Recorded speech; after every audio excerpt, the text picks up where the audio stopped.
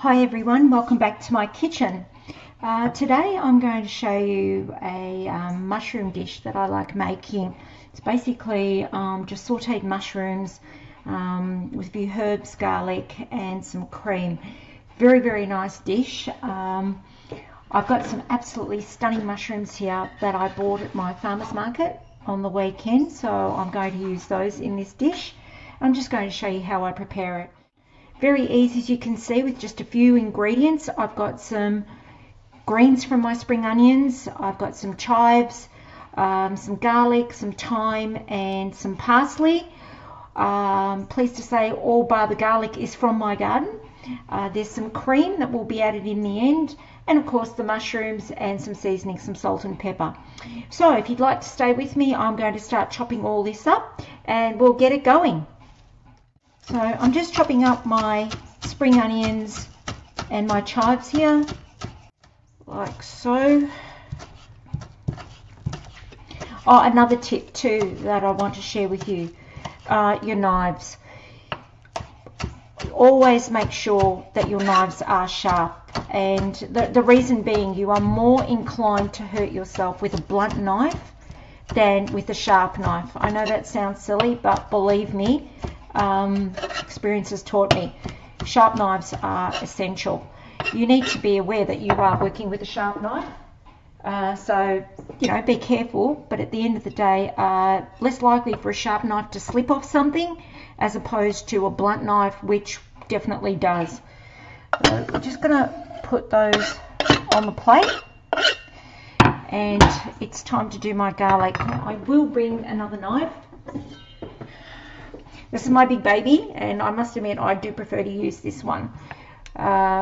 So just banging down on the garlic to flatten it out a bit. I've already peeled it, and then basically you want to fine mince. So what I do is I'll start it off just chopping it up a bit and then just getting into that mincing action. If you have a mincer, great, mince your garlic. I just, for the effort it takes and the mess it'll make in the mincer, I just get it going like this myself. Just takes a couple of seconds anyway, not too long. Again, if you like your garlic, add more. If you don't, you can add a little bit less. I have two cloves of garlic here. They're about a medium-sized clove. Just give it a good chop. We'll add this to my plate as well. My mushrooms. Okay, I just want to show you what I do with mushrooms.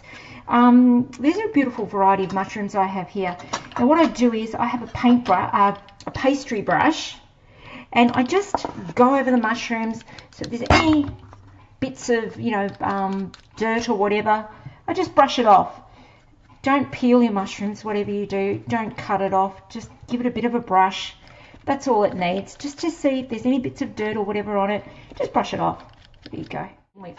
Okay, so what I want to do with these mushrooms is I do not want a fine chop. I want quite a chunky mushroom, because as we all know, mushrooms have a huge water content.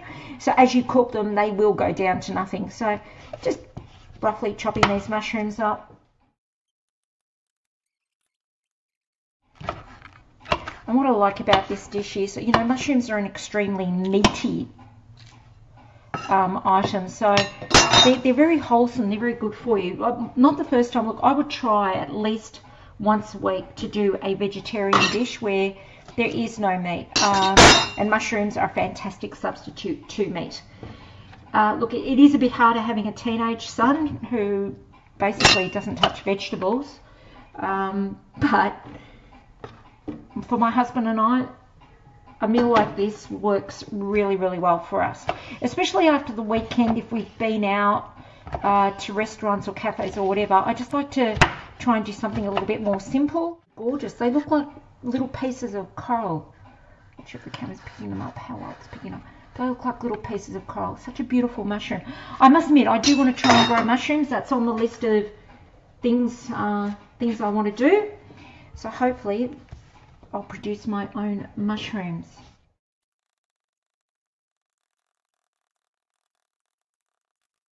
As you can see here with the thyme, what I'm trying to do is pull it off the stalk, because I only want the leaves of the thyme. I don't want the stalk. So very simple. You hold it from the top of the stalk and you gently pull down. Same with rosemary. So basically what you do is you pull your leaves off and you just end up with a stalk, which you don't need. Just a rough chop with the thyme. It's a small leaf. You don't need to do too much to it. Okay, so that's pretty much all my ingredients ready, and we can start the cooking process. Well, I have my small skillet here. In it I have a couple of tablespoons of oil. The mushrooms will absorb the oil. Yes, you can use butter, most definitely. I'm just trying to keep that calorie intake down a bit, simply because I'm adding cream at the end. I just think it's a bit too much, too heavy. However, if this was a special occasion, if you were going to use this sauce over a really nice Scotch fillet, something like that, I would say, yeah, most definitely go ahead and use butter. But because I'm adding some cream and the mushrooms are my star, I'm just going to use a canola oil. Okay, so turning the stove on. You want a medium heat, because the idea is you do not want to burn the garlic as you cook it. Burnt garlic is bitter. It tastes absolutely disgusting. So you don't want to burn your garlic here. Right, my oil has warmed up now. I can feel it. I always test by putting my hand over it. I can feel the heat coming through it. I know that's hot enough. I don't want it too hot because I don't want the garlic to burn. So in goes the garlic. Yes, there's just a little gentle sizzle to it as it hits that oil. Stirring it around immediately, and you want to keep stirring it. You don't want the garlic to burn.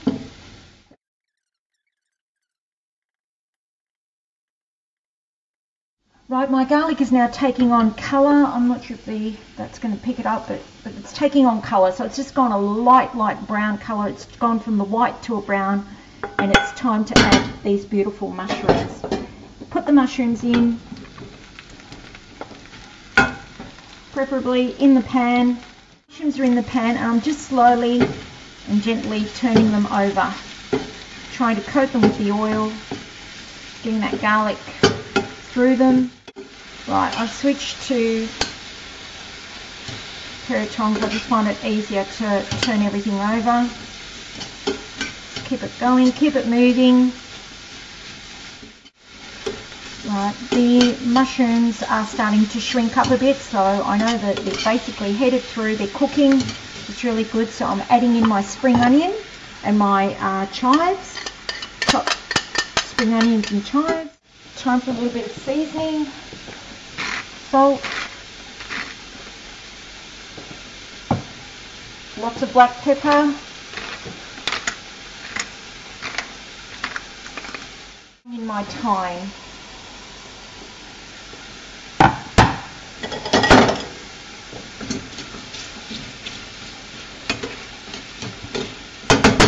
I'm going to reduce the heat to low now. I'm just going to let them cook away. Right, one thing I've just decided to add at the 11th hour, as I'm known to do, is I'm putting in about a teaspoon of Dijon mustard. That will just give it a bit of zing. Give that a bit of a stir.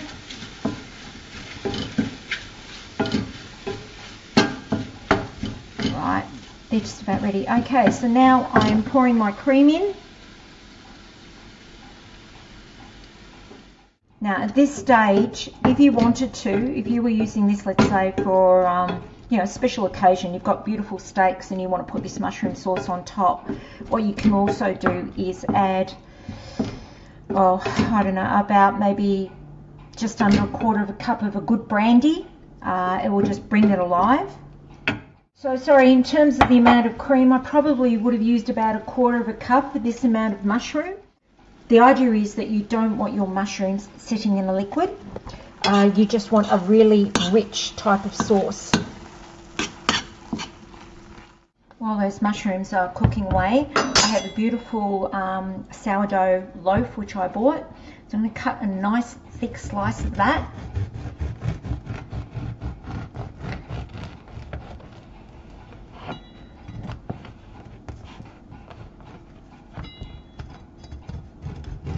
and just quickly toast this amazing bread.